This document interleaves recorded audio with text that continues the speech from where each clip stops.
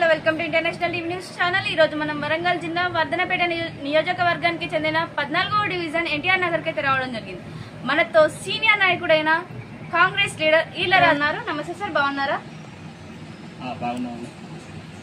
మీ division కి మీరు ఎలాంటి అభివృద్ధి కార్యక్రమాలు చేపట్టారు? మా డివిజన్ కు సీసీ రోడ్లు, డ్రైనేజీ విషయంలో, పట్టాల విషయంలో మాకు కావాలని మేము ఎమ్మెల్యే గారి దృష్టికి తీసుకువెళ్తున్నాం. ఎమ్మెల్యే గారు కూడా స్పందించి ఈ యొక్క గ్రామాలలో ఈ 14వ డివిజన్ అంటే లోతట్టు ప్రాంతం, ఎందుకంటే ఆ బాధ ఏందో నాకు తెలుసు. ఇలాంటి వాళ్ళకు ఫస్ట్ మొట్టమొదటిగా పనిచేయాలన్న ఉద్దేశంతో నిన్నగాక మొన్న వచ్చిన యొక్క వర్షాల విషయంలో ఆ ఎస్ఆర్ నగర్, సాయి గణేష్ కాలనీ, మరి ఆ గ్రామాలన్నీ, సుందరయ్య నగరు, ఆ గ్రామాలన్నీ మునిగిపోతున్న సమయంలో ఎమ్మెల్యే గారు దాన్ని స్పందించి మా 14వ డివిజన్ అధ్యక్షుడు సయ్యద్ ఇంతియాజ్ గారి పిలుపు మేరకు వచ్చి ఆ యొక్క కలెక్టర్ గారిని, కమిషనర్ గారిని అందరిని పిలిపించి దీనికి 2 సైడ్ల ఓపెన్ డ్రైనేజ్ కట్టాలని మరి ఆయన వచ్చి ఒక 3 రోజులు మా 14వ డివిజన్లో తిరిగినాడు. తిరిగి సీఎంతో మాట్లాడైనా కూడా ఈ పనిని త్వరగా చేస్తా అని మరి హామీ ఇచ్చినాడు. ఎందుకంటే ఎన్నో ప్రభుత్వాలు వచ్చినాయి పోయినాయి, కానీ శాశ్వతమైన పరిష్కారం ఎప్పుడు కూడా ఏ ప్రభుత్వం చేయలేదు, ఏ ఎమ్మెల్యే గారు కూడా చేయలేదు. కానీ ఇప్పుడు నాగరాజు సార్ చూసిన వెంటనే ఈ శాశ్వతమైన పరిష్కారం కావాలని ఆయన మాకు హామీ ఇచ్చినాడు. దాన్ని ఎస్టిమేషన్ వేసి కూడా తీసుకెళ్లినాడు.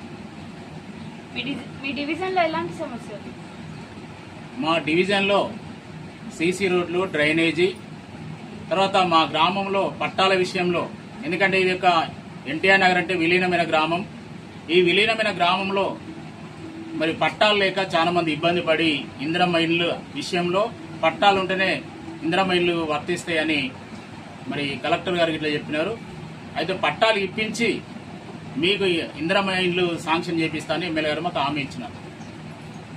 ఉన్న ఎలక్షన్స్ లో మీరు ఎలాంటి నాయకుడిని ఎంచుకోవాలని మీ డివిజన్ ప్రజలకు మీరు చెప్పాలనుకుంటున్నారు?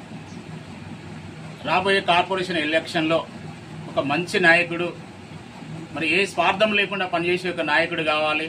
నిత్యం ప్రజల మధ్యలో ఉండి డెవలప్మెంట్ పనుల విషయంలో ఎమ్మెల్యే గారి దగ్గర కానీ, కమిషనర్ దగ్గర కానీ మరి తిరిగి పనిచేసే లాంటి ఒక నాయకుడు మేము కావాలని కోరుకుంటున్నాం. ఓకే సార్, మా ఛానల్ ద్వారా ఇంకేమైనా చెప్పాలనుకుంటున్నారు? అయితే ఈసారి కార్పొరేషన్ ఎలక్షన్లో కానీ మరి ఇక కాంగ్రెస్ పార్టీ యొక్క అభ్యర్థి కార్పొరేట్ను గెలిపించుకుంటే మా యొక్క 14వ డివిజన్ అభివృద్ధి చెందుదని మేము ఆశిస్తున్నాం. అదేవిధంగా మా Wardhannapet MLA KR Nagaraj sir గారు మరి నిత్యము ప్రజల మధ్యలో ఉండే ఒక నాయకుడు.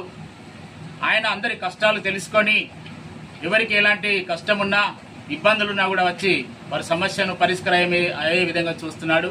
మరి 14వ డివిజన్ అధ్యక్షుడు కూడా అదేవిధంగా ప్రజల మధ్యలో ఉంటూ అందరి కష్ట సుఖాల్లో కూడా ముందుండి పనిచేస్తున్న యొక్క నాయకుడు.